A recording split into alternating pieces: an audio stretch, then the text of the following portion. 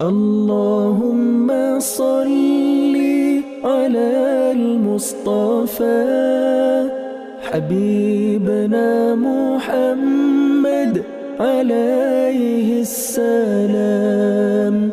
Bismillahirrahmanirrahim. Assalamualaikum warahmatullahi wabarakatuh. Muslimin dan muslimat yang saya hormati sekalian. Baik, kita berada di If Ramadan. InsyaAllah ya, kita akan mengetahui tarikh tetapnya puasa, insyaAllah. Jadinya, Cik tahulah, Cik kata tu lockdown. Tak zirah, sebab itulah Cik ni salah typo hari tu supaya hampa keliru. Sebenarnya takkanlah aku nak lockdown. Tak zirah. Kan? Takkanlah aku nak lockdown tazkirah.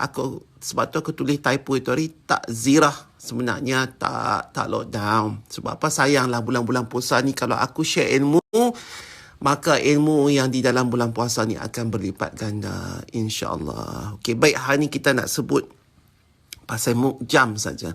Pasal mukjam ni sangatlah sedap. Jomlah kita tengok apa dia tulis kat sini.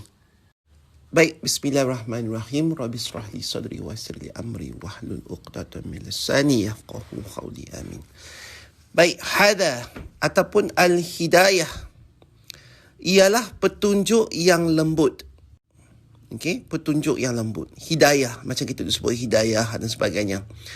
Adapun hidayah Allah Subhanahu wa taala yang diberikan kepada manusia ada 4 cara. Jangan kita ingat hidayah tu satu saja, 4 cara.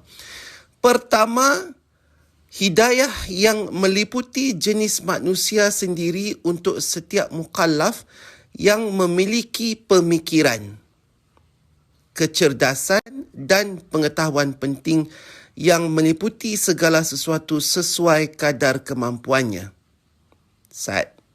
Makna kata hidayah tingkatan pertama itu adalah dia seolah-olah berbunyi seperti ilmu, ya, ilmu. Tetapi hidayah ni maksudnya level yang Allah buka untuk kebanyakan kepada kita mendapat. Maksudnya kecerdasan otak kita boleh fikir, kita boleh buat benda macam kebanyakan manusia boleh buat. Yang memiliki pemikiran dan kecerdasan dan pengetahuan penting sekadar kemampuannya. Mana kata otak dia boleh terima hidayah level pertama saja, sekadar kemampuannya. Sebab apa? Kalau diberikan hidayah itu lebih kepada sekadar kemampuan pemikiran dia akan jadi bengong dan dia akan tidak boleh memproses ilmu itu dan dia akan menyampaikan dalam satu bentuk yang salah. Itu dinamakan tingkatan hidayah yang pertama, yang kebanyakannya semua kita ada hidayah tersebut. Faham?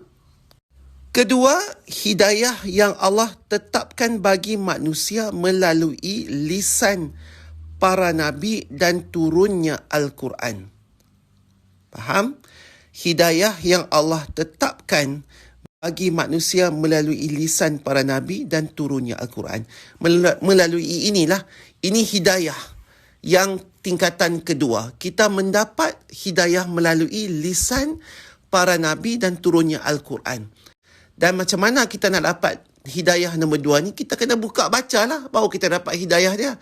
Yang pertama tadi, kita tak buka baca Quran pun, kita tahu pengetahuan itu melalui mata kita. Kita tengok, burung terbang, graviti macam ni. Itu hidayah tingkatan pertama.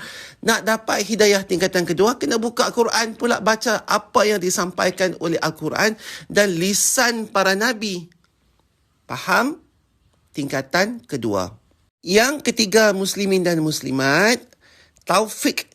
Ni kita selalu dengar, taufik hidayah, kan?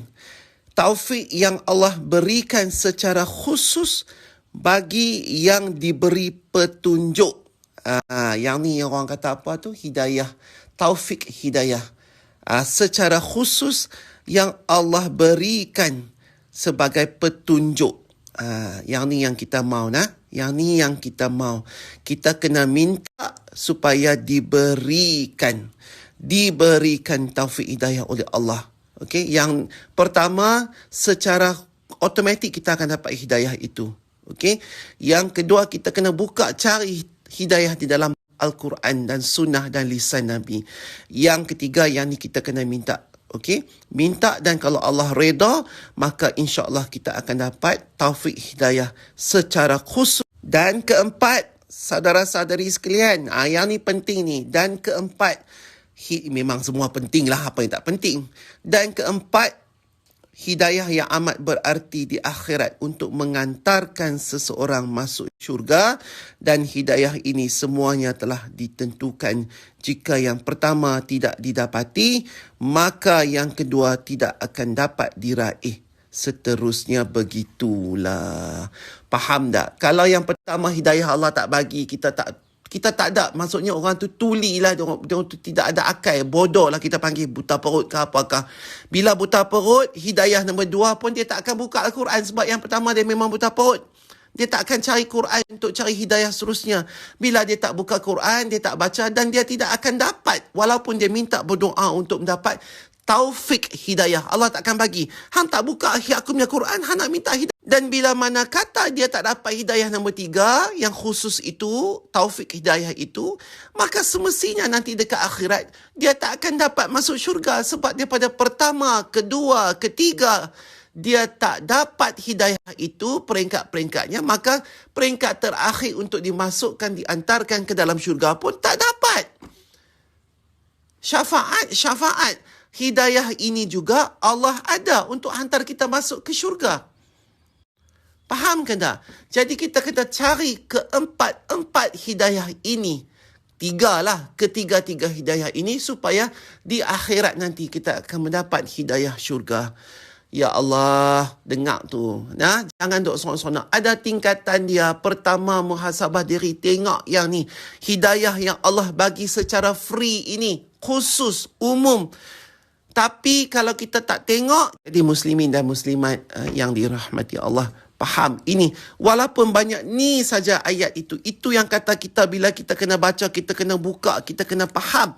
Walaupun daripada sini saja. Apa permulaan ayat itu? Hada saja. Tetapi rungkaiannya, inti daripada satu saja yang ni. Dia punya inti dia. Masya Allah, subhanallah. Baru kita tahu hidup ni macam-macam kena buat cek. Bukan satu, bukan dua, bukan senang. Tetapi rumit serumit-rumitnya. Kalau kita tak faham, habis. Macam aku kata hadiah dan sedekah tu. Rumit. Bagi orang yang tak ada hidayah, tanyalah 100 kali pun, jawablah 100 kali pun tak faham. Tapi bagi orang yang ada hidayah, sekali lalu dia baca, dia dah tahu inti dia.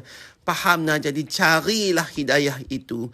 Tingkatkan hidayah kita. Okey? Assalamualaikum warahmatullahi wabarakatuh. Wallahu alam.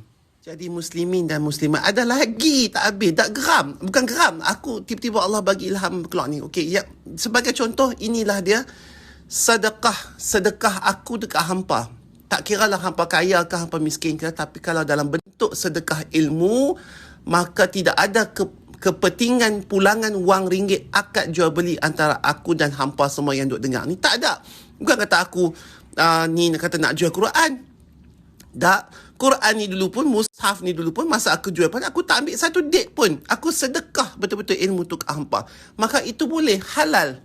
Tapi kalau benda bentuk yang hadiah ke, sedekah ke, tak boleh. Kalau ada kepentingan pulangan wang ringgit di sebaliknya. Sebab tu aku tak berani nak ambil apa-apa ni. Sebab apa? Aku bagi sedekah hampa. Esok ni kalau keluar pun, aku tak ambil satu date pun. Aku sedekah.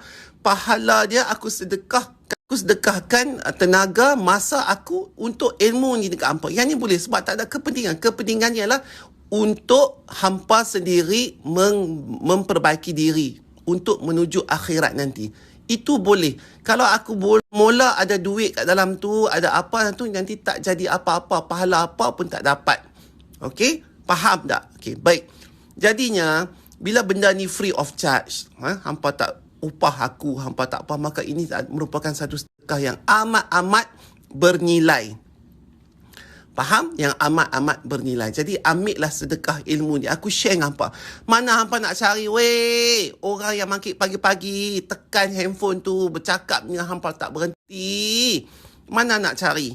Jadi ambillah peluang ini, pegang ilmu ni, habak lagi dekat orang lain. Supaya benda ni bertebaran. Faham tak? Pagi aku bangkit pegang buat ni. Siapa? Bukan aku nak ungkit, bukan aku nak apa, bukan aku nak puji diri. Tak. Nauzubillah, tak. Tapi aku buat ni demi aku sendiri. Okey, disiplin untuk aku sendiri. Dan kalau ada tempias yang hampa ambil dan hampa praktikkan, insya-Allah, maka kita semua akan dapat pahala. Pahala yang jenis macam tu yang kita mau. Yang ikhlas. Okey, aku buat ni. Bangkit pagi-pagi. Hampa fikir, ada ke orang bangkit pagi-pagi buat pegang benda ni kat hampa? Tak ada kan? Allah pilih aku sebabnya melalui mungkin daripada channel ini, insya-Allah kita semua dapat kebaikan. Faham nak? Jangan duk tanya aku lagi dah pakai pasal sedekah lah, rasuah lah, riba. Tak faham lah. Mai sini aku nak keletung sekali kepala hampa kat dinding tu bagi faham dulu. Baru dapat hidayah. Allahumma salli ala al-Mustafa Habibna Muhammad alaihi salam.